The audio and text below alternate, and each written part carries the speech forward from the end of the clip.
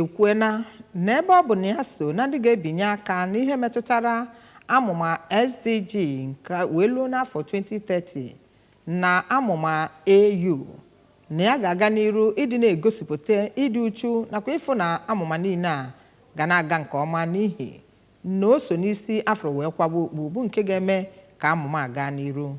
Minista na-ahụ maka mmụta ọkammụta Tahir Maman mee ka amata nke a n'oge ọ na-eguzobe ma na-emeghe ihe metụtara ọnọdụ mmụta nke a na-eme kwa afọ ọgbakọ ukwu ya nke afọ a na Abuja. Ọ sịrị na mmụta bụ oke ihe nke dị oke mkpa bụkwanụ ebe a ga-anọ wee hazie amụma ọkachasị ihe metụtara ego ọlụ dịka o si wee dị n'amụma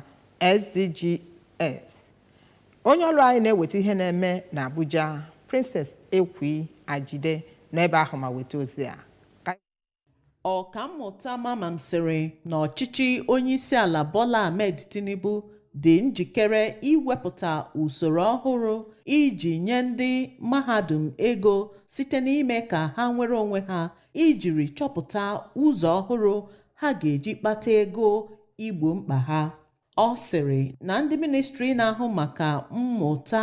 na-emepe ndebiri ka e wee kọwaa usoro mmụta nke ọ ga-abụ emepe ya ndị niile ọnụ na-eru n'okwu nwere nnukwu ọrụ ha ga-arụ maka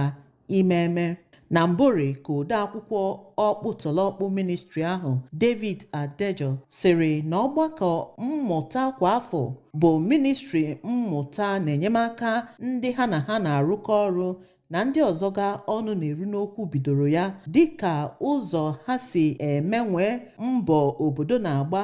maka nkwalite mmụta site na mkpọrọgwụ ewusiri ike. Odeakwụkwọ ọkpụtọlọkpụ ahụ bụ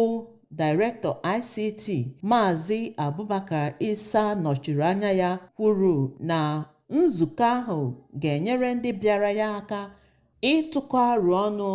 n'ihe na-aga ọfụma ma nke na-adịghị aga ọfụma maọbụ nke kwesịrị ịgbanwe na nke na-adịghị arụ ma ncha ka e wee gbanwee usoro kwekọrịta nke bụ ọrụ nke onye ọbụla. Site na Abuja, Princess Ekwi Ajide, akụkọ ụwa ABS.